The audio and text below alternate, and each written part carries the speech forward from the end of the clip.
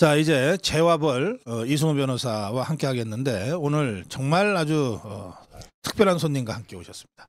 이승우 변호사 소개합니다. 어서 오세요. 예, 안녕하십니까. 모시고 오신 손님이 어떤 분이에요? 예, 아들이 같이 왔고요. 네, 나오는데 따라오고 싶다고 계속 쫄라서 예, 사실 한참 전부터 같이 오고 싶다고 했는데. 아이고 잘 왔어요. 네, 네. 이름이 주원이라 그랬나요? 네, 그렇습니다. 여러분, 제가 주원이한테 악수를 하자 그랬더니 지가 먹고 있던 걸 하나 저한테 주더라고요. 초콜릿이라고. 네. 아주 귀한 초콜릿을 제가 선물로 받았습니다. 네, 우리 이승우 변호사가 문경의 오미자를 참 좋아하셔가지고 네. 저희들이 오미자 준비했습니다. 저도 덕분에 오미자 같이 나눠 마시면서 진행하겠습니다. 네네. 예. 좋네요. 네. 문경 오미자도 좀 올려주시기 바랍니다. 자, 제가 정말 지루한 장마에 아주 기분 좋은 소식이 들어왔습니다 하고 제가 전해드렸는데 이상민 장관 탄핵 만장일치 기각입니다. 네. 평가하신다면요? 일단 이 처음 청구될 때부터 중요한 어떤 탄핵 사유가 있느냐, 네. 중대한 법령 위반, 헌법 위반이 있느냐에 대해서 문제가 많았고 사실은 이것이 민주당의 악수가 될 것이다.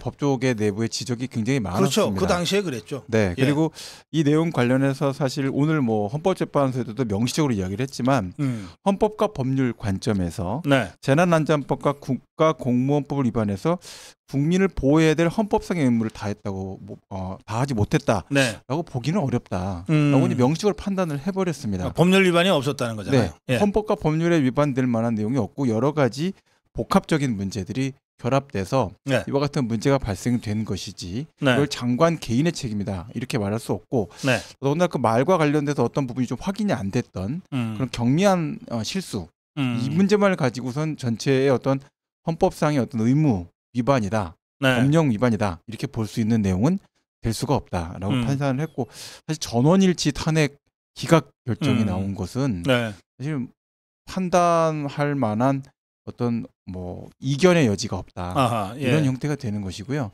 이렇게 판단을 된다고 한다면 민주당에서는 이와 같은 탄핵 기각 결정에 대해서 충분히 검토를 해보고 이와 같이 사실 몇백일에 걸치는 동안에 행정장관의 어떤 업무 자체를 완전히 마비시키는 일을 일으켰던 것에 대해서 정치적인 책임과 법적인 판단에 대한 이런 국민에 대한 미안함 이런 것들을 표현을 하셔야 되지 않나 하는 생각이 듭니다.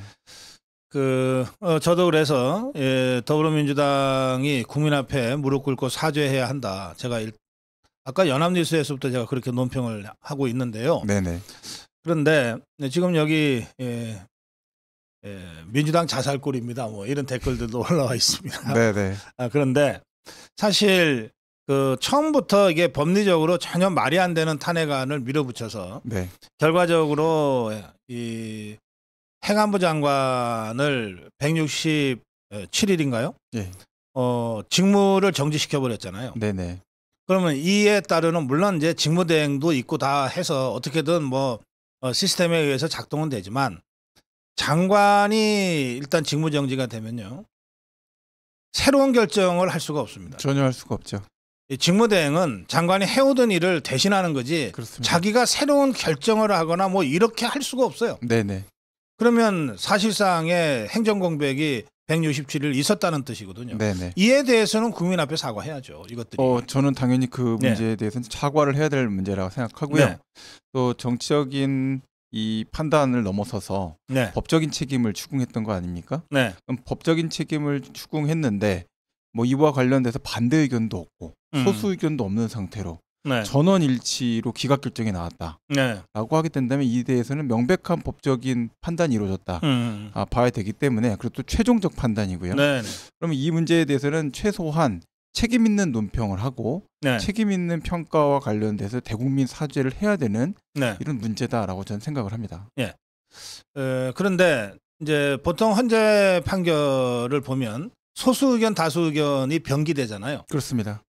그래서 기각이든 인용이든 다수 의견에 의해서 결정은 되지만 그 경우에도 소수 의견을 정확하게 적시하고 알리거든요. 그렇습니다. 이번 경우에는 소수 의견 자체가 없었던 거죠. 그렇습니다. 해당 사안 관련돼서 일치돼서 전원 일치로 기각 결정을 한 것이고요. 네. 그와 관련돼서 뭐 약간의 이제 이론적인 뭐 다른 의견 네. 이런 것들이 일부 있긴 하지만 네. 전체적으로 봤을 때는 헌법과 법률과 관련된 의무 위반이나 네. 헌법 위반 또는 법률 위반 행위는 존재하지 않는다라고 네. 판단을 한 것이죠. 그렇죠. 예, 그런 문제이기 때문에 이 형태와 관련돼서는 결국은 헌법상의 의무 위반이 없고 해당 사안 관련해서 헌법재판소 재판관들이 아무리 심리를 해봐도 더 이상 이걸 문제 삼을 만한 사안이 전혀 없다. 네. 판단을 내렸다라고 보시면 될 것 같습니다.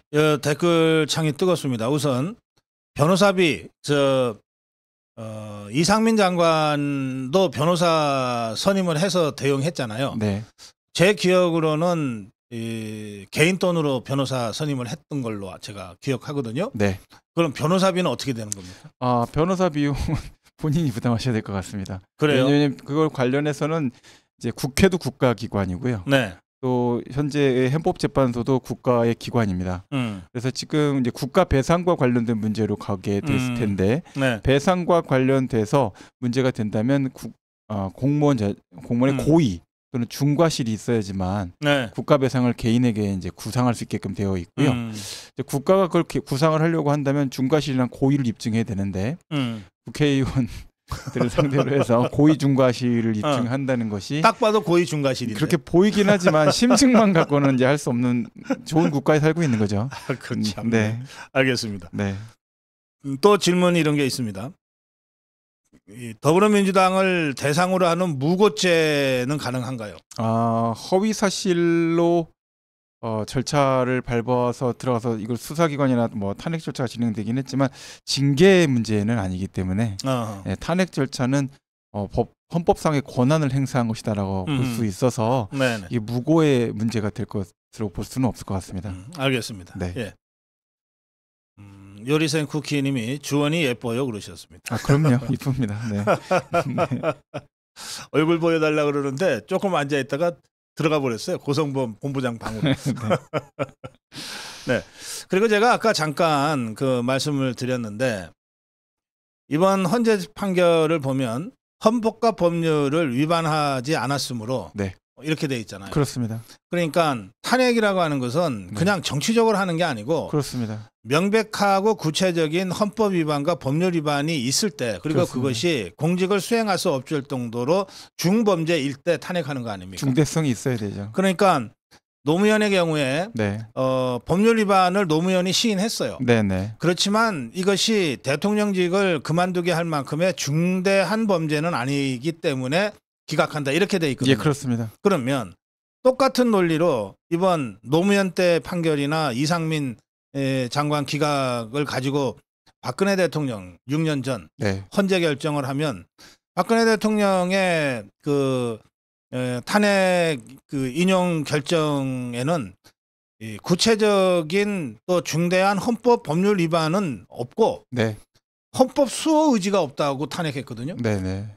이건 말이 안 되는 거 아닙니까? 지금 생각해도. 지금 돌이켜 생각해 보면 네. 당시의 헌법재판소의 판단 자체가 네.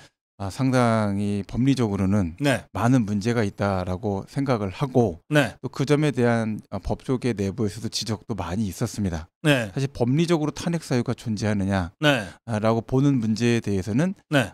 부정적인 의견들도 상당히 그때 많았고요. 그렇죠. 그래서 청와대에 있었던 이제 법률 이런 그 조력인들 또는 네. 변호사들 의견들도 대체로 그런 쪽으로 기울었었기 때문에 네. 탄핵이 안 될 것이다라고 생각을 했습니다. 네. 다만 그 당시를 우리가 돌이켜 생각을 해보면 광장은 점거를 당한 상태였고 여론이 사실은 완전히 깨어진 상태에서 기울어진 운동장이 돼서 네. 심각하게 전국이 요동치고 있던 상황이 있었던 것은 사실입니다. 네. 네. 네, 그런 점에 있어서 헌법재판소가 법률적 판단을 넘어선 정치적인 선택을 했다라는 평가를 저는 할 수 있지 않을까라고 생각합니다. 지금 우리 이승우 변호사 설명대로 당시에 종북 주사파들이 촛불 들고 네. 다중의 위력으로 국회도 포위하고 그렇습니다. 헌재도 포위하고 막 이랬잖아요. 네. 그 위력에 굴복한 결과 아닙니까? 언론도 사실은 그 당시에 그렇죠. 뭐 예. 종편 전체를 통틀어서 네. 전부 다 탄핵 구도로 사실은 설명을 하고 네. 탄핵이 안 되면 이게 일이 심각해질 것 같은 아니면 탄핵 또는 하야를 사실상 요구하는 네. 이 형태로 전부 다 빗발치고 있던 상황이었기 때문에 네. 헌법재판소가 법리에 대한 고민을 넘어서서 네. 정치적인 선택을 한 것이 정치를 한 거죠, 그 자리에. 네, 전 그렇게 생각은 됩니다. 네, 알겠습니다. 이 박근혜 대통령 탄핵은 이미 역사적 사실이 돼 버렸는데, 그러나 역사는 늘 재해석되는 겁니다. 네. 저는 언젠가 그것도 그리 멀지 않은 시간에 이 박근혜 대통령 탄핵을 둘러싼 이 전모가 올바로 똑바로 좀 바로 잡혀지고 그걸 통해서 박근혜 대통령이 비로소 명예가 회복되는 겁니다. 지금 감옥에서 나와 있다고 해서 그냥 명예가 회복되는 게 아닙니다. 예, 한 가지 좀 더 네. 말씀을 드리면 당시 헌법재판소에서 네. 박근혜 대통령에 대한 탄핵 결정을 만약에 하지 않았다라는 네. 가정을 했을 때 네. 그 후에 전국이 어떻게 소용돌이 쳤을지가 네. 사실은 저는 좀 예상이 안 되고 그건 고 박사님께 오히려 좀 궁금하게 네. 그래서 여쭤보고 싶은 생각은 있습니다. 당시에요. 제가 TV조선에서 저녁 시간대 진행을 하고 있었기 때문에 네. 거의 매일처럼 그 TV조선 앞이 광화문이잖아요.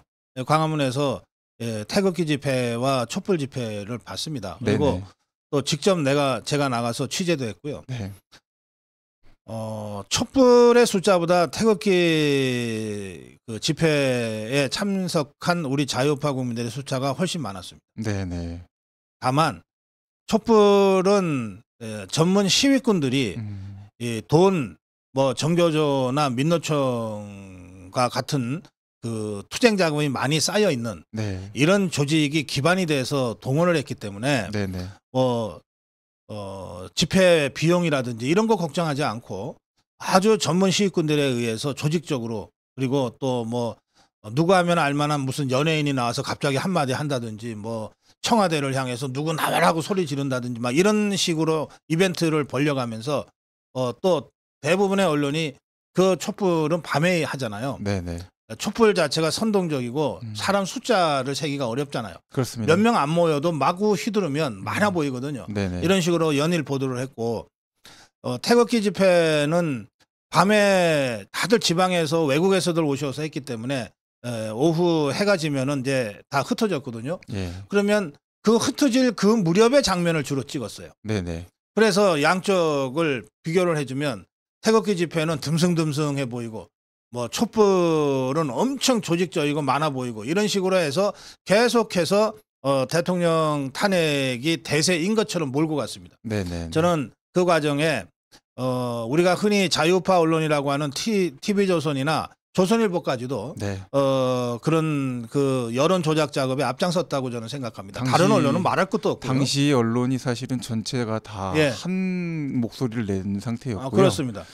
예. 그리고 제가 패널 활동을 그 당시에 다른 TV조선에 진행도 하고 다른데 패널로 나가서 해보면 얼마 전까지 탄핵 반대했던 이른바 그 자유파 진영으로 간주됐던 평론가들이 계속 입장을 바꾸는 거예요. 네네. 그러니까 다 포기해버린 거죠. 네. 아무리 해도 안 될 것 같다.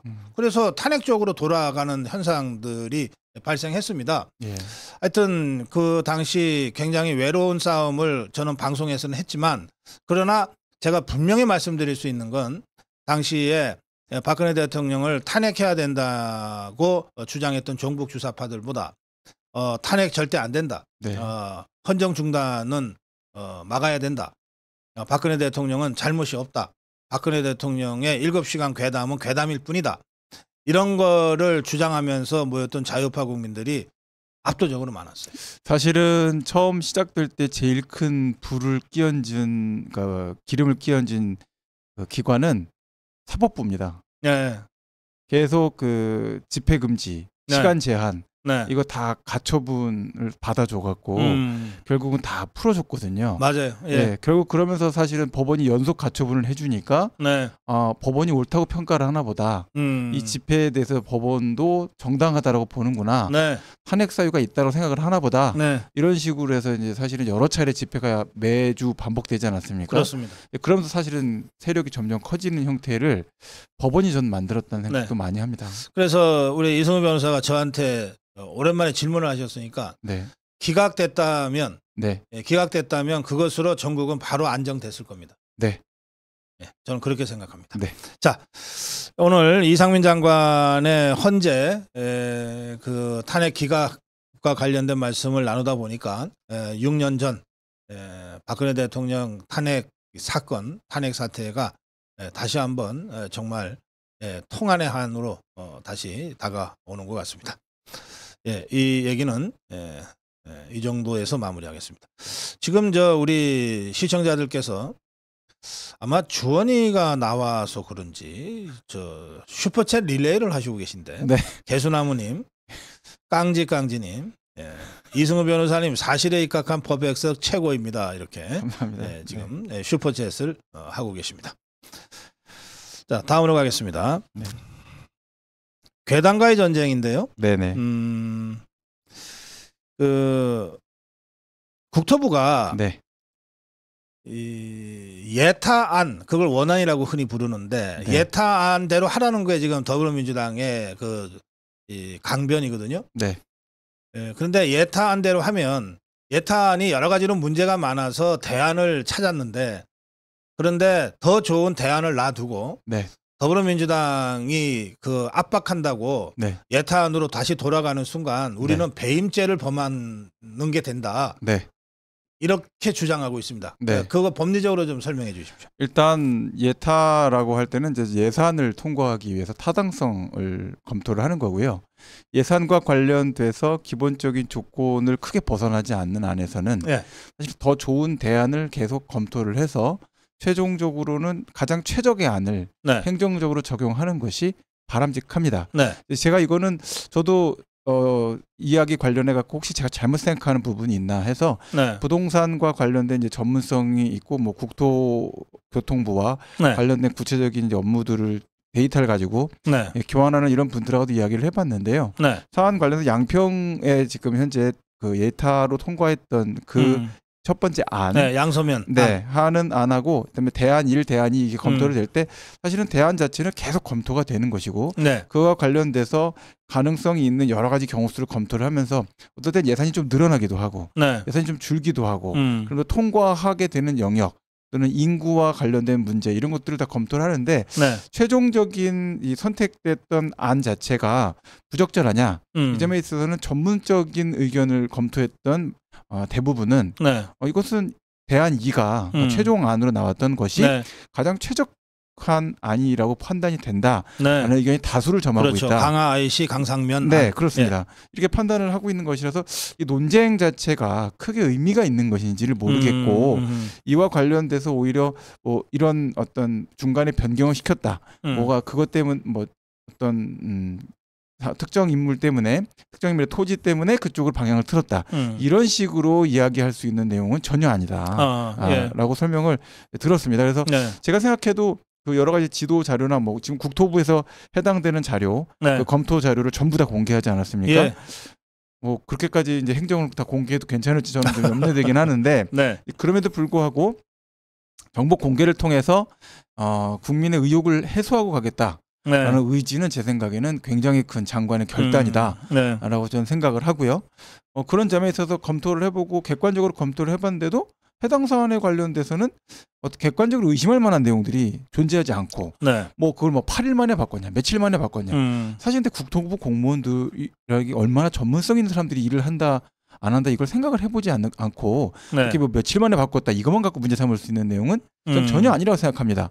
사실 대안으로 뽑을 때 여러 가지 문제를 검토해보고 나서 확정되는 절차 이것은 사실은 필요한 순간까지 결정이 되면 되는 것이고 그 문제 자체를 가지고 이렇게까지 어떤 정치적 쟁점화해야 될 그런 사안은 전혀 아니다라는 생각을 전 계속하고 있습니다. 알겠습니다. 그래서 지금 종합적으로 강화 IC 강상면 안이 경제성에 있어서나 여러 가지 면에서 더 좋다고 하는 게 객관적으로 여러 전문가들의 진술과 조사에 의해서 입증이 돼 있는데 그런데 정치적 공세 때문에 못 이겨서 다시 그보다 더 안 좋은 덜 좋은 양서면으로 돌아가면 그럼 이게 배임죄가 진짜로 적용이 될 수 있습니까? 업무상 배임에 대한 개념에 대한 것은 사실 경제적 이득 저는 재산 범죄이기 때문에 배임죄가 직접 적용될 수 있는 문제는 아닙니다. 왜냐하면 그걸 위해서 막 어떤 공무원이 경제적 이득을 얻거나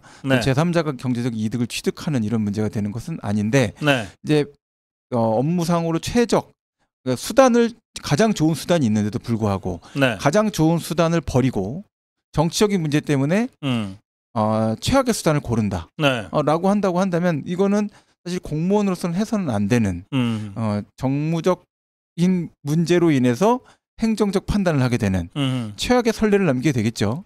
그렇게 되면 정치적으로 문제가 돼서 예탄으로 나는 이익이 있는데 대안이 나왔는데 대안이 좋긴 한데 이걸 틀어야겠다. 그럼 의혹 하나 제기하면 전부 다 엎어져 갖고 예타 원안으로 돌아가야 되는 그럼 뭐하러 행정공무원을 열심히 지도해서 그림 그리고 승 긋고 하겠습니까?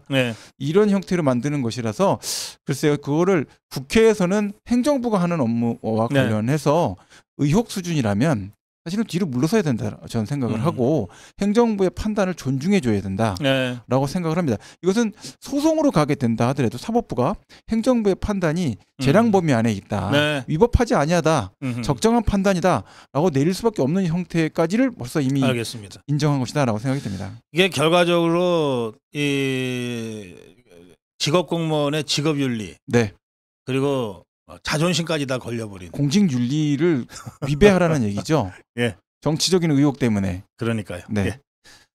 자, 우리 황상혁님이 슈퍼챗을 하셨는데 내용이 이렇습니다. 이번 슈퍼챗은 주원이 집에 갈 때 용돈으로 주시면 안 될까요? 제가 그렇게 하겠습니다. 미리 주셨습니다. 제가 그렇게 하겠습니다. 황상영님. 자, 그리고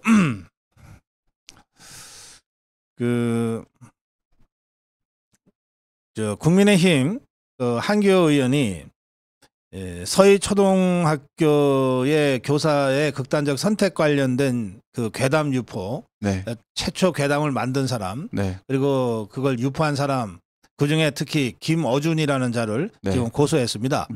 이 사안은 법리적으로 어떻게 보십니까? 허위사실 유포이고요. 정보통신망법 위반 등입니다. 7년 이하의 징역, 5천만 원 이하의 벌금으로 되어 있는데요. 저는 지금 계속 박사님하고 제가 많이 의논하는 게 괴담, 허위사실 유포, 그다음에 특정 피해자가 없는 사회적으로 의혹이라고 하면서 문제 만드는 거, 이래서 사회적인 신뢰 주저앉히고 국가 운영 동력에 대해서 굉장히 훼손하는 이런 일들이 계속 반복되고 있지 않습니까? 그러면 이 점에 관련돼서는 저는 함부로 이렇게 비교할 수 있는 내용인지는 모르겠지만 성폭력 피해자나 스토킹 처벌법에서 처벌하는 그런 문제나 또는 방송에 출연하고 있는 연예인 공인이라고 우리가 부르기도 하는데 음주운전 또는 대마 이런 것을 했을 때 방송에서 퇴출시키는 것처럼 대중이나 또는 공적 인물로 등장하는 것을 제재해야 되는 것이 아닌가 이 생각이 들고요. 이와 관련해서 한국의 자격정지라는 처벌 규정이 있거든요. 그래요? 자격정지가 사실은 이제 선거권에 대한 피선거권 이런 문제로 사실은 주로 많이 해석을 했는데 신상정보 등록을 성범죄자 하듯이 상습적 이런 괴담 유포자의 경우에는 등록을 하고 해당되는 내용에 관련돼서 우리가 좀 공표를 해서 최소한 예전에 이소부화 시절에 양치기 소년이 3번 거짓말로 늑대야 소리 질렀더니 걔 말을 믿지 않았다. 잡아먹혔어. 하는 것처럼 사실은 3번 정도나 돼서 3 스트라이크 정도 되면 이런 행동으로는 다시는 언론이나 또는 표현의 자유 이걸 함부로 다른 사람들에게 공표하는 이런 자유는 좀 박탈해야 되는 것이 아닌가 이런 생각이 좀 들었습니다. 네, 그래요. 새로운 제안을 하셨습니다. 이 상습적인 괴담 유포자들에게는 3 스트라이크 제라도 적용해서 이 언론 활동에서 영원히 퇴출시키자. 사람을 죽일 수도 있지 않습니까? 그럼요. 진짜 말이 비수처럼 날아가서 다수의 사람들이 좌표를 찍고 한 사람을 죽이지 않습니까? 이렇게 되는 형태를 보고 실제 이 서희초등학교 교사분도 학부모의 말 때문에 세상을 떠나시게 된 거 아닙니까? 결국은. 네, 그렇죠. 이렇게 되면 말이라는 게 사실은 지금 우리 시대에 보면 더 날카로운 그런 칼 같은 존재인데 이게 혼자서 한 명한테만 이야기를 듣고도 며칠씩 또는 뭐 몇 개월씩 생각이 막 나고 괴로울 수 있는 거고 그 단어 하나가 계속 머리에 맴돌 수 있는 건데 이게 여러 사람들이 막 댓글로 또는 해당되는 내용을 유포하면서 더 확장시키고 이렇게 만들어서 괴담 수준을 넘어서서 마치 그것이 실제 존재하고 있는 진실인 것처럼 기록되고 남겨지고 기사화되고 그리고 다시 또 그거를 처음 뱉었던 김어준 씨 같은 분이 다시 언론으로 갖고서 또 가지고 장난치고 이런 식으로 사람의 인격을 그 바닥까지 존엄을 붕괴시키는 행동들을 경제적인 이익 목적으로 또는 집단적 이익을 목적으로 해서 반복해서 자행할 수 있게끔 사회가 허용할 이유가 없다고 저는 생각합니다. 네. 그 김어준이가 좀 당황한 것 같아요. 취재를 계속 하겠다 이러고 있어요. 취재하다가 마치 취재 결과 얘기한 것 같고 부정확해서 다시 취재하겠다는 식으로 지금 빠져나가는 것 같은데. 아니, 취재를 블로그 보고 취재를 하시고서는 그거를 100만 명 유튜브 앞에서 얘기를 하시면 어떡합니까? 그거는 안 되죠. 최소한 취재를 미리 하시고 그리고서는 언론에 공개가 돼야 되는 거 아닙니까? 예. 그런 무책임한 태도가 어디 있습니까? 겸손이 힘드신 건 제가 알겠는데 겸손의 문제가 아니라 인간의 어떤 기본적인 존중의 마음이 없는 상태에서 다른 사람에게 어떤 피해가 발생하든 좋다. 네. 재미있는 이런 씹을거리로 쓰겠다. 이런 마음 아닙니까? 술자리에서는 해도 되는 얘기죠. 그걸 그렇게까지 영향력이 있는 사람이 함부로 이렇게 뱉어서 해도 되겠습니까? 알겠습니다. 그 뭐 취재 어쩌고 저쩌고로 피해갈 일은 못 된다. 전혀 아니죠. 취재를 안 했다는 얘기 아닙니까? 예. 그러니까 오히려 명확한 고의 입증이 됐다는 저는 생각이 듭니다. 김어준이 큰일 났네. 네. 자, 다음으로 가겠습니다. 지금 말씀 중에 나온 얘기입니다만 이 고등학교 교사들 네. 초등학교, 중학교, 고등학교 지금 주로 얘기되는 게 초등학교 교사들이라서 진짜 저 놀랐어요. 그러니까 이 선생님들을 때리는 게 초등학생들이라는 거 아니에요. 그렇죠. 예. 네. 이 사례들을 지금 사실은 너무 좀 민망하고 참담해서 다 구체적으로 전해드리지를 못하고 있는데 뭐 엄청나게 많은 모양입니다. 이거 어떻게 보십니까? 지금 가장 큰 문제가 결국은 저도 이제 초등학교 1학년 주원이 학부모인데 네. 학부모가 제일 큰 이제 변수인 것 같습니다. 네네. 이 돌아가신 서희초등학교 교사 선생님도 그 전년도, 그러니까 올해 2022년도에는 마지막 마무리하시면서 학부모님들이 많이 협조해 주시고 해줘서 정말 행복한 한 해를 보냈다. 이런 이제 글을 남기셨더라고요. 근데 그 다음 해인 올해 들어서 작년보다 10배나 힘들다. 이런 내용들이 남아 있고 그러면서 극단적인 선택까지 하시게 됐거든요.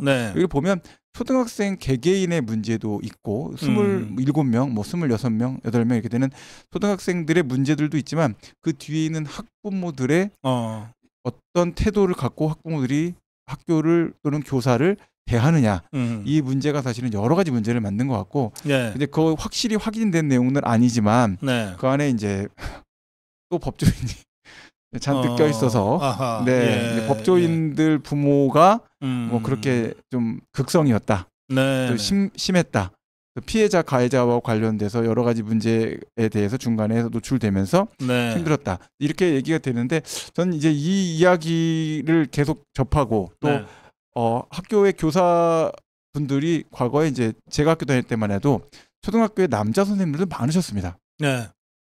많이 때리셨죠 사실. 네. 근데 지금은 다 여자 선생님들이 많거든요. 그러니까 그만큼 부드러워졌고 학교가 덜 폭력적인 상태가 이미 됐습니다.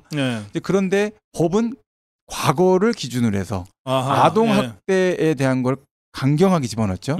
아동 학대로 고소가 되게 되면 담임 교사도 직위 해제됩니다. 그래요? 그러면은 집에 있어야 되고 업무 배제, 그러니까 월급은 나오죠. 나오지만 담임 선생님이 사라지는 겁니다. 하루아침에. 그리고 나서는 결국 불기소되는 비율이 최소 50%가 넘는다. 중간에 그 사안 자체가 제대로 진행되지 않는 경우들도 많다. 경미한 사안이라서 사실 처리를 해야 될지 말아야 될지 고민되는 사안들이 많다. 근데 거의 노이로제에 걸려 있습니다. 아하, 학교에서는. 예. 그런 문제가 있고 학교 폭력과 관련된 문제에 여기서 저희 변호사들이 많이 문제를 일으키고 있는데 네. 학폭 절차가 복잡해지다 보니까 예. 변호사들이 적극적으로 거기에 개입을 하기 시작했습니다. 그러면서 선생님들이 점점점 설 자리가 없어지고 네. 교육 목적으로 학교 폭력 절차가 진행돼야 되는 것이고 심각하게 문제가 될 수 있는 사안들에 대해서는 학교 폭력으로 적극적으로 대응을 해야 되는데 네. 사실 최대한 처리할 수 있는 조치가 전학이 거의 최대치입니다. 의무 교육이기 때문에요. 네. 예, 그런 문제들이 되면 전학 가는 학생, 전학되는 문제, 또 그 학교과 관련해서 경중 구분에 대한 문제 네. 이런 것들이 제대로 이루어지지 못하고 학교가 아닌 외부의 문제로 가고 더더군다나 학교 내부에서 발생돼서 해결을 할 수 있느냐 고민할 수 있는 사안들도 또 더 줄어드는 게 네. 학교를 벗어난 학원에서 발생된 문제. 이러면 최소한 2-3개 이상의 학교가 또 묶입니다. 그럼 학폭이 3개 걸립니다. 그리고서 그 문제에 관해서 다시 교육청으로 올라가서 학폭위원회에 관련된 문제들이 또 생기고 절차 처리 막 진행이 되는데 그 사이에 우리가 생각해봐야 될 문제 네. 뭐가 있냐? 네. 나머지 아이들은 어떻게 됩니까? 제가 경험해본 기억에 박사님도 비슷할 것 같은데 같은 대학 동아리에서 네. 사귀던 또는 친하게 지내던 애들끼리 둘이만 싸워도 분위기가 완전 엉망이 되지 않습니까? 그렇죠. 예. 근데 부모까지 들어와서 학폭이 들어오고 네. 문제가 더 엉키게 되면 그 나머지 몇 개월 동안의 생활이 다 무너질 수도 있는 이런 여러 가지 문제들이 피해를 막 누적이 되고 있는 겁니다. 네, 여리생 국회님이 학생, 학부모, 교사 총체적 난관입니다 이러셨는데 제가 오늘 연합뉴스에서도 그 논평을 제가 그렇게 했습니다. 이게 교권 붕괴가 지금 문제인데, 그렇습니다. 이 교권 붕괴는 저는 분명하게 어떤 모멘텀이 있었다고 생각합니다. 그러니까 2010년에 경기도 교육청의 김상공 교육감이 네. 그 후에 서울시 교육감하다가 결국은 선거법 관련해서 쫓겨났는데 곽노현. 네네. 이 곽노현을 학생인권 조례 무슨 추진위원장으로 영입해서 둘이서 만든 거예요. 네네.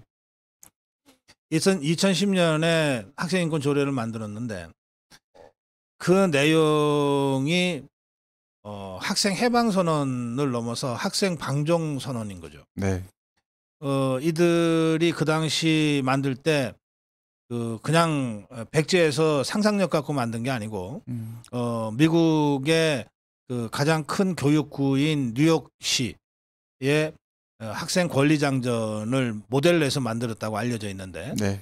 그 뉴욕 학생 권리 장전은 처음부터 끝까지 학생의 권리와 학생의 책임, 학생의 권리와 학생의 의무를 처음부터 끝까지 균형 있게 서술하고 있거든요. 네. 그래서 책임이나 이 의무를 다하지 못했을 때 어떤 처벌이 있다고 하는 것까지를 적시하고 있는 거예요. 그래야 되죠. 그래서 권리 및 책임 장전이라고 돼 있어요. 그렇죠. 부제가. 네. 그런데 이 책임과 그 처벌 부분이 싹 빠진 채 권리만 갖다가 뺏겨서 만든 게 학생인권 조례인 거예요. 그렇게 만들게 된다는 건 딱 한 가지 의도입니다. 네. 만인 대 만인의 투쟁 상태를 만들겠다. 그렇죠. 네. 권리의 갈등 구조를 만들어서 네. 왜냐하면 이제 권리라는 건 제가 생각을 할 때는 의무라는 그러니까 사회를 만들려면 사실은 서로의 의무가 중첩돼야 되거든요. 네. 중첩된 의무가 성실하게 이행되는 위에 사회 구성원으로서의 권리가 꼽히게 되는 거라 네. 이렇게 생각을 합니다. 그런 상태인데 의무를 다 없앤다. 그럼 사실 바닥이 없고 토양이 없는 꽃을 피우겠다라는 거거든요. 네. 그러니까 말이 안 되는 이야기입니다. 네. 그러면 다른 씨앗들을 토양으로 삼아서 네. 그게 독초가 피어날 수밖에 없는 거죠. 그러니까 김상곤이나 곽노현이 또 지금도 6개 교육청이 채택하고 있는데 다 정교조 출신 교육감들이 하고 있는 데입니다. 이자들의 사고방식이 뭐냐면 학생들로 하여금 교사들한테 저항하게 만들겠다. 이거였던 것 같아요. 네. 네. 그러니까 정교조의 목적이 그거 아닙니까? 네. 기존의 교사들을 다 꼰대로 몰아가지고 학생들로 하여금 저항케 해서 학교 현장을 장악한다. 네. 이 정교조 전략에 따라서 학생인권 조례를 만드는 것 아니냐. 그래서 학생인권 조례 이후에 수많은 교권 침해 사례들이 발생하게 되는 거죠. 네네. 그러니까 이 인권이라는 것은 사실은 상호 존중이고요. 네. 질서 위에서 사실은 인권이 존재할 수가 있습니다. 네. 만인 대 만인 투쟁의 상태로 되게 되면 약육강식의 상태가 벌어지게 되고 힘있고 잔인한 사람이 사실은 우선권을 갖게 됩니다. 네. 그러니까 지금 보면 학교에서 선생님 중에서 일부 폭력적인 선생님들을 제거했습니다. 네. 뭐 그런 점에 있어서는 공도 있다고 일부 느낄 수도 있겠죠. 네. 그런데 그렇게 됐던 교실에 누가 힘을 갖고 움직이기 시작했습니까? 잔인한 학교 폭력이 자리를 잡았습니다. 잔인한 학교 폭력은 왜 그게 가능했을까요? 교사들이 그걸 통제할 수 있는 역량을 상실했기 때문에 발생했겠죠. 네. 그럼 그 상실된 역량을 해결하겠다고 학교 폭력 관련된 문제로 권리를 더 부여했습니다. 사실은 권리가 너무 많아서 문제가 생겼는데 다시 학부모까지 관여할 수 있게끔 네. 권리를 부여한 거죠. 그러니까 결국은 개인 학생의 학부모가 학교의 모든 행정과 네. 판단에 대한 것에 좌지우지할 수 있게끔 만들어서 한 명이 학교 전체를 흔들 수 있게 만든 거죠.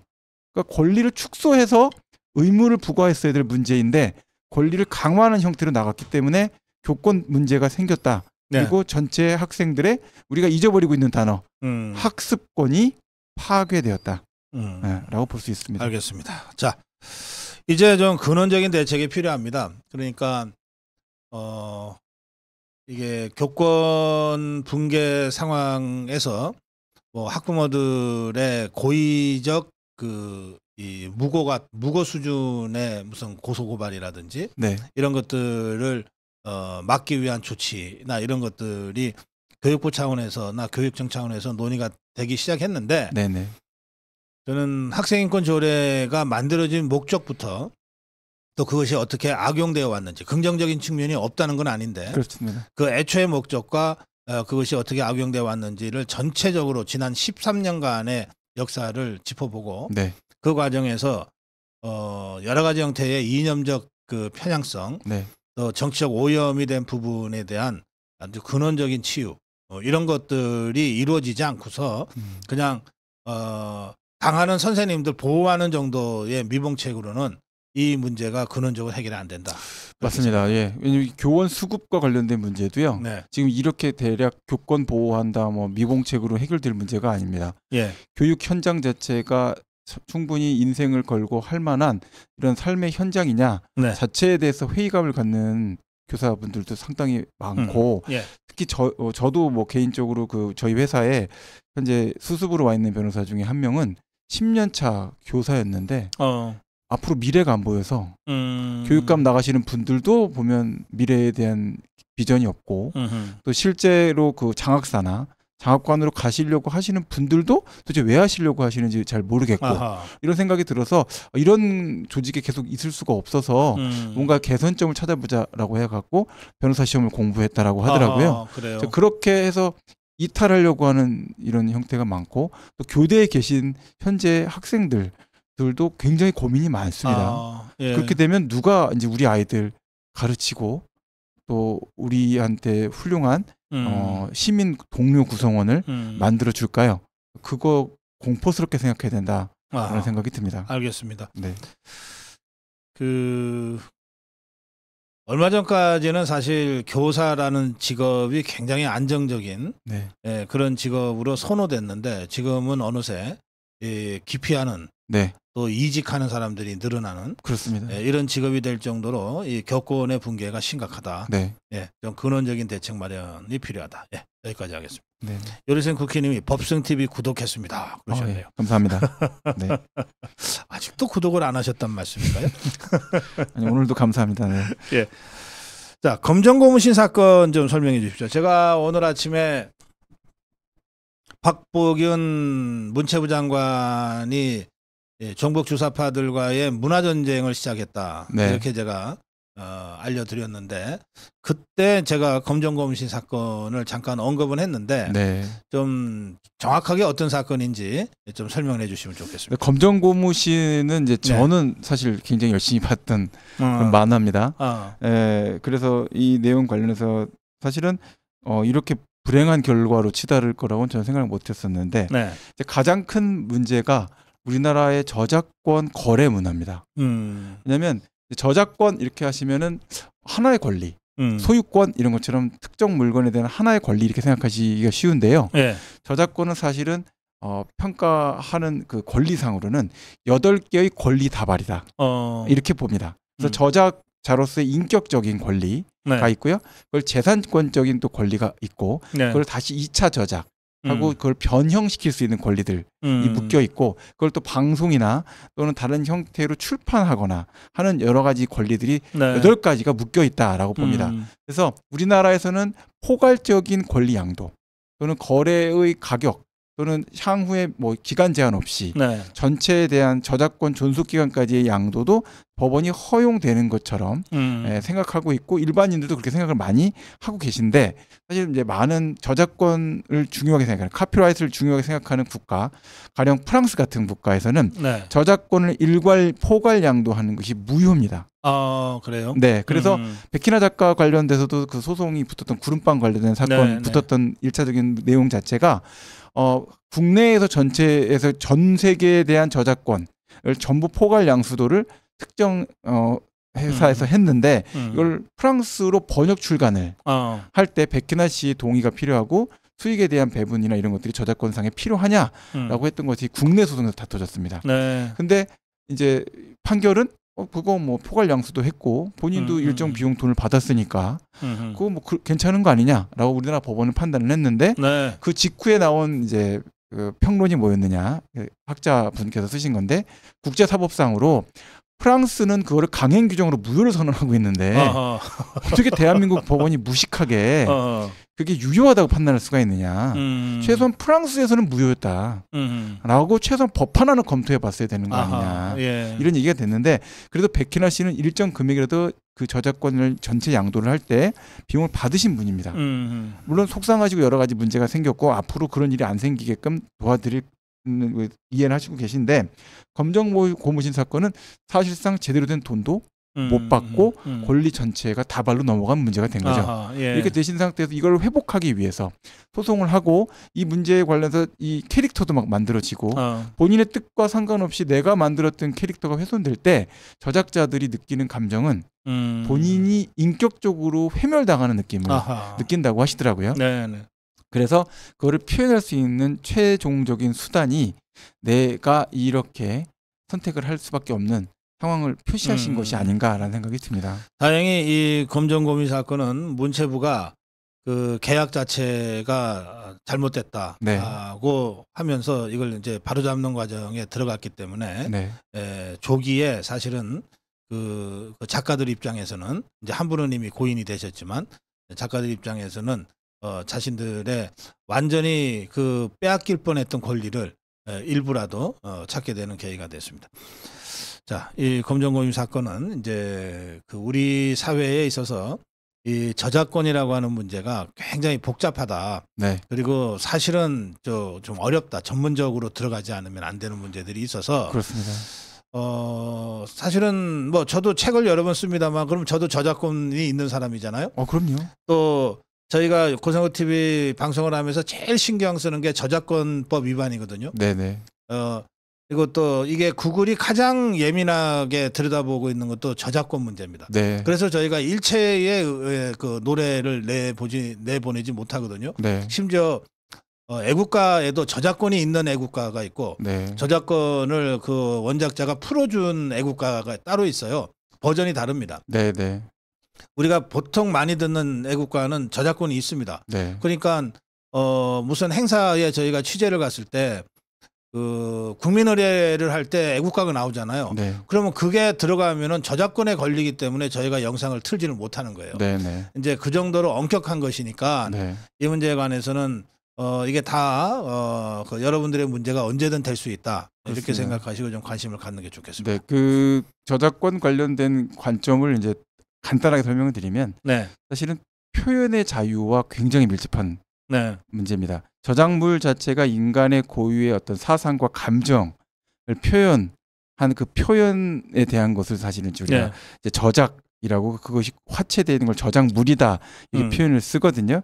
그러니까 결국은 이 표현에 대한 것이고 표현이 어떤 독창성을 갖느냐, 예, 그래서 고유성을 갖느냐 네. 이 문제만 획득을 하게 되면 그럼 그 표현 자체가 꼭 등록하지 않아도 저작권으로서 이 힘을 갖게 될 수 있는 거죠. 그래서 예. 영상으로 하시게 되면 우리 고 박사님이 이제 계속 말씀하시고 영상에 녹화되고 하는 것들도 사실은 표현으로서 네. 저작물로 영상으로 고착이 되는 거죠. 저작 영상물이 되는 겁니다. 네. 이런 식으로 발생되는 것이라서 이제 우리가 고려를 해볼 필요가 있는데 대신 또 이렇게 하면서 우리가 또 이런 여러 가지 표현이 무조건 다 묶여버리기 시작하면 다 하나하나 허가를 받아가면서 그렇죠. 해야 되니까 예. 표현의 자유가 너무 위축되는 문제가 있거든요. 예. 그러니까 어느 정도까지 예외를 열어줄 것이냐 대신 저작자고 노력을 해갖고 만들어진 이런 독창성이 있는 저작물들에 대해서 네. 그 표현을 어떻게 권리로서 개별적인 8개의 권리를 다 빼앗기지 않게끔 적정하게 이익을 가져가고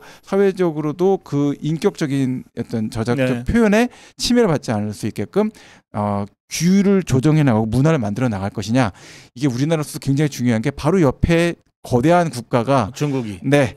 대한민국 저작권을 우리 저작권 많이 도둑질 당하고 있어요. 허시탐탐이 아니라 그냥 대놓고 베끼고 있기 때문에 네. 우리나라 저작권 관련되는 이런 문화 의식을 고양시킬 필요가 있고 예외와 관련된 사유도 구체화해서 우리가 사용하는 데 있어서의 기준을 만들어 나갈 그런 문화적인 네. 배양 책임이 있다고 생각합니다. 알겠습니다. 자 마지막 주제입니다. 지난주에 댓글로 고소당했다고 갑자기 서류가 날라왔다 그래서 굉장히 당황하신 분 있죠. 네, 그렇습니다. 그 끝난 다음에 우리 전화 상담도 해드렸는데 네, 그거 자세하게 오늘 좀 설명해드리겠다고 했거든요. 네네. 예, 설명 좀 해주실래요? 일단 이제 명예훼손이라는 표현이 있을 수가 있고요. 명예훼손이라는 개념은 이제 공간상으로 봤을 때는 직접 방송이 없고 인터넷이나 웹상이 아니고 네. 모바일이나 인스타그램이나 페이스북이나 어떠한 형태든 카페든 이런 형태에 있거나 할 때 그 공간 자체가 사이버 공간에 있으면 정보통신망법 위반이 됩니다. 그리고 외부에서 그냥 사석 자리에서 대면 상태에서 여러 사람이 있을 때 이루어지는 경우가 되면 그냥 명예훼손의 문제가 됩니다. 그래서 정통망법 위반이다. 그러면 이제 웹상에서 온라인상에서 무슨 문제가 있었나 보다. 네. 방송 관련된 여러 가지 통신망을 이용해서 했던 것이 되나 보다라는 것이고 이제 공연성이라고 할 때의 문제가 있는데 공연이라는 거는 공공연하게 이런 뜻입니다. 그래서 2명, 3명만 있어도 공공연하게 인정되는 크게 어려움이 없을 수가 있고요. 1명만 있어도 그게 만약에 기자다. 또는 이제 고 박사님이다. 그러면 전파 가능성이 있을 수 있다. 네. 이렇게 이제 대법원이 볼 수도 있습니다. 그래서 1명한테 이야기를 해도 문제가 될 수가 있는데 네. 보통 요즘에 이제 문제가 되는 것은 댓글입니다. 네. 특히 여러 가지 기사 밑에 달려져 있는 댓글, 답글에 대한 댓글. 이렇게 되는 것인데 이제 이와 관련돼서는 이제 좀 기억을 해주시면 좋을 것 같은 게 표현상으로 너무 공격적인 구체적인 내용을 쓰시면 그것들은 고소의 대상이 되기가 쉽고요. IP 추적과 관련돼서도 요즘은 IP를 사실은 이제 댓글을 달 때 네이버나 또는 다음 카카오에서 계정을 클릭을 해서 계정에 지금 들어가 있는 상태 에서만 기입이 될 수 있게끔 하는 경우들이 많습니다. 그래서 국내 서버의 경우에는 100% IP 추적이 그냥 바로 된다라고 보시면 될 것 같고요.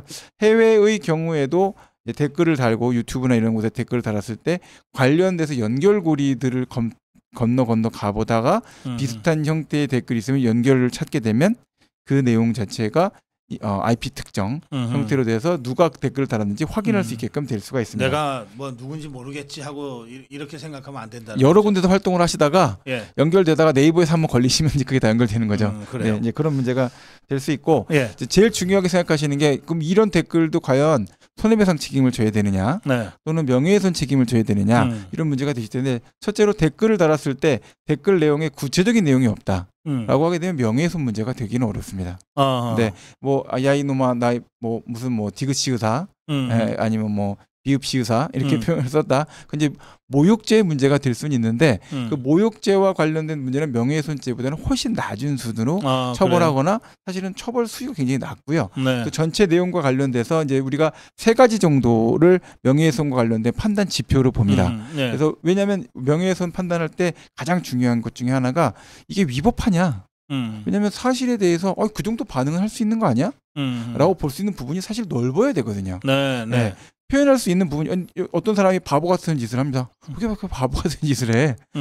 명예훼손이라고 볼 수 있을까요? 이런 문제들도 사실 우리가 표현할 수 있는 부분이 있어야 되고 기분 나쁘다고 해서 명예훼손은 아니다는 겁니다. 그래서 대법원은 계속 명예훼손 범위를 줄여나가고 있고요. 네, 허위사실 적시에 대한 건 처벌을 높여가고 있습니다. 그러니까 김어준 씨 같은 경우에 그게 허위사실이고 근거 없이 했다 그러면 처벌 수위를 높이려고 할 거고요. 사회적 파급력이 너무 그러니까 큰 사안인 거죠. 가짜뉴스 괴담 유포에 대해서는 처벌을 높이고 굉장히 높이고 있습니다. 대신에 그 표현의 자유라고 하는 것은 최대한 좀 넓게 해석하려고. 그렇습니다. 예. 사실적시와 관련돼서는 의견이다라고 빼기도 하고요. 이거는 약간의 과장된 표현이다. 당시에 즉흥적으로 다른 댓글이어서 감정적인 표현이 일부 섞일 수 있다. 그리고 해당되는 사안 관련해서 문제를 제기했을 때 본인이 삭제했다. 이런 것들도 고려를 하고요. 사안에 대한 내용 중에서 또 이 내용에 대한 것들을 보면 이 정도의 표현 정도에 대해서는 사실은 사실상으로 어느 정도 사회가 허용할 수 있는 공공의 이익이 있다고 볼 수 있는 것 아니냐라는 것도 넓게 보고 있습니다. 그래서 공공의 이익이라는 게 그러면 어떤 이익이 되느냐 꼭 사회 전체에다 도움이 돼야 되는 건 아닙니다. 공공의 이익은 이 우리 암이고 이 사이에서도 이런 내용에 관련돼서는 이거는 우리끼리 중요한 사안이 될 것 같아. 이건 내가 설명을 해줘야지. 고 박사님 그런 사람 아니야. 이렇게 설명하는 문제들이 있다. 그럼 그런 내용들 자체에 대해서도 설명하는 내용으로 너가 그렇게 말하면 안 된다. 이렇게 말을 하는 것들도 명예훼손과 관련된 성립이 혹시 된다 하더라도 위법성이 조각될 수 있는 그 정도의 상황이 된다라고 보는 게 지금 대법원의 기본 추세고요. 사실 적시와 관련된 문제는 허위사실, 괴담, 허위 유포하고는 완전히 구분시켜서 사실은 이거를 비범죄화해야 되는 건 아니냐라는 법조계 논리가 사실을 굉장히... 얘기했는데 처벌을 받는다는 건 이게 상식죄에 맞지 않는 거거든요. 그냥 오로지 아니 꼭 그런 건 아닌데 보통은 이제 사람은 허벅지 점이 있다 이거는 사실은 비하가 되니까 쓰면 안 되는 표현입니다. 공적 인물이 됐고 쟁점화됐을 때는 그런 표현을 쓰게 될 수도 있는 건데 그런 식으로 사실을 적시하는 행위를 맡게 되면 이건 입을 막겠다라는 거고 진실을 가리겠다라는 것밖에 안 되니까 두 개를 엄격하게 구분하고 많은 국가는 허위 사실은 엄격하게 처벌을 하고 엄청난 손해배상을 물리고 사실 적시는 그냥 단순 인격적인 침해가 클 때의 경우에만 또는 그걸 어떤 상업적인 놀잇감으로 만들었을 때만 손해배상 책임을 묻는 형태로만 가고 있습니다. 그것도 상대가 공인일 경우에는 적용하지 않습니다. 적용하지 않고 그런 추세라는 겁니다. 그렇습니다. 그러나 여러분 실제 사건은 다 그 케이스 바이 케이스로 다 다르기 때문에 전체적으로 이런 흐름이 있다는 설명을 해주신 거니까 그 이후에도 몇 분이 우리 고성범 본부장한테 저도 비슷한 상황으로 고소장을 받았습니다. 이런 분들이 몇 분 전화를 하시고 그랬었어요. 그러니까 근데 이제 이 경우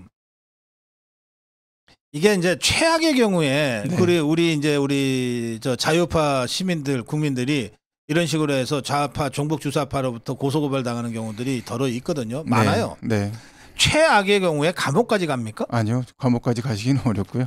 이렇게 감옥 보내면 대한민국 구치소를 앞으로 100개는 더 지어야 될 텐데요. 그렇게 이제 사법행정력을 쓸 수는 없습니다. 그런 걱정은 하시지 않으셔도 되고 약식 벌금 형태가 최대치일 가능성이 높다. 벌금. 벌금은 어쨌든 죄를 있는 거죠. 하는 거죠. 그렇습니다. 과태료하고 달라서. 그리고 그러니까 제가 생각할 때는 불송치, 최종적 검사 불기소. 그래서 이거는 공공의 이익이 상당히 있는 부분으로 보이거나 아니면 과장된 의사 표시에 불과하다. 순간적인 즉흥적인 과장 의사 표시에 불과하다. 또는 개인적인 의견을 표명한 것에 불과하다. 사실 적시가 없다. 이런 식으로 판단해서 불송치, 불기소 처분이 내오게 되는 경우가 많을 것이고 두 번째로는 사안을 확시한다 하더라도 제가 검사라면 앞으로 이런 거 하지 마세요. 이제 벌금 한 30만 원 합니다. 벌금 한 50만 원 합니다. 그래서 전과예요. 이런 거 하시면 안 됩니다. 저 같으면 그렇게 하고 마무리를 지을 것 같고요. 네. 댓글 한 것 갖고 심각하게 뭐 구속시키고 그거는 이제 제 생각에는 우리 김어준 씨 사안에는 그렇게 해도 되겠죠. 사람이 죽은 사건에서 사망한 사안을 그렇게까지 극단적으로 또 한쪽으로 몰아서 확인도 하지 않고 일방적으로 이렇게 아침부터 즐겁게 떠들었으니까 그때에 대해서는 그분이 응당의 책임을 져야 될 문제다 생각합니다. 알겠습니다. 네. 예. 우리 댓글창에 그래도 일반인들은 뭐 그런 거 받거나 전화 받으면 가슴부터 덜컥한다고. 네. 예, 그런데 그런 상황에서 정말 갑자기 머리가 하얘지고 이거 변호사한테 가야 되나? 근데 변호사한테 가면 돈 많이 드는데 막 이런 생각들이 막 나오잖아요. 선임을 안 하셔도 되고요. 네. 상담을 받아보시면 됩니다. 예, 해당되는 내용 관련돼서 선임을 안 하시고 네. 충분히 상담을 잘 받아보시고 사안 관련돼서 뭐 두세 군데 이야기를 자세히 들어보시면 충분히 대응 잘 하실 수 있고요. 네. 내용 관련해서 생각보다 적으셨던 내용이 너무 뭐 신랄하지만 않는다고 한다면 그 내용 자체가 불기소될 가능성도 전 굉장히 높다라고 생각을 하고 예. 실제 경찰이나 또 수사기관에서도 사실적시나 댓글 관련해서 엄격하게 그것을 막 무조건 처벌해야 된다 이런 입장은 전혀 아닙니다. 예.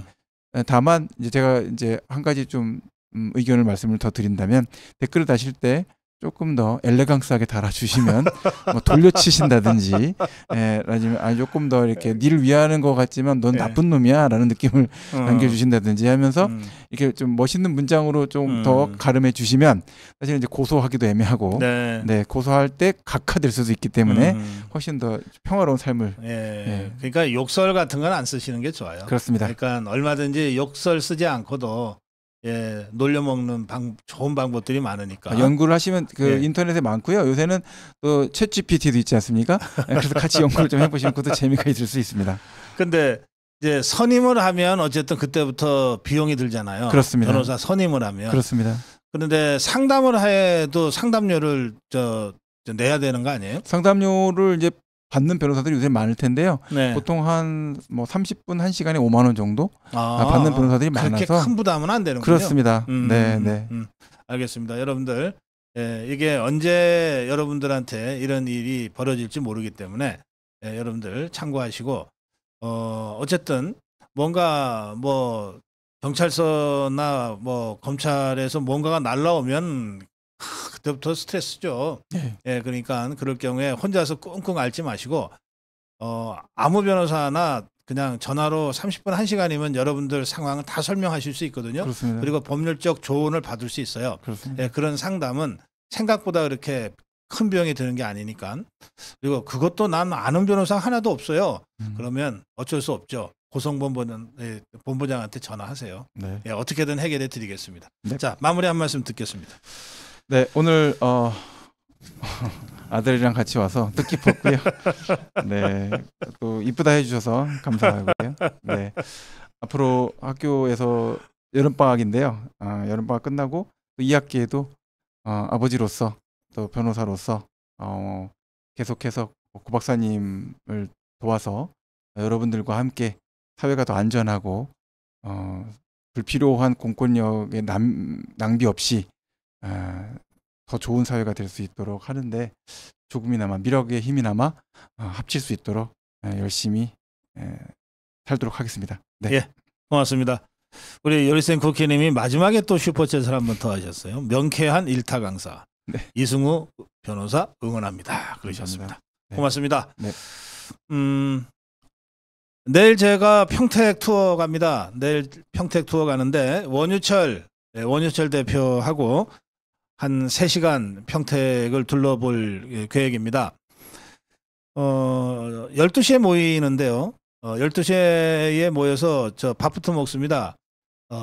제가 아주 좋아하는 집인데요. 호성식당이라고 있습니다. 평택항에 있는 호성식당 치시면 나오는데 그 꽃게탕을 이 집처럼 맛있게 하는 집이 없어요. 하여튼 제 입맛에는 그렇습니다. 그래서 내일도 꽃게탕 먹을 생각에 지금부터 기분이 좋습니다. 이 평택 항해에 있는 호성식당에서 평택 투어를 시작합니다. 평택과 인근에 계신 분들 또 우리 원효철 대표를 좋아하시는 많은 분들이 계신데 12시까지 호성식당으로 오셔서 함께 투어 하시면 좋겠습니다. 오늘 시간 여기서 마무리하고 저는 내일 아침 9시 생방송으로 여러분 뵙겠습니다. 이승호 변호사 함께 인사드리겠습니다. 수고하셨습니다. 네.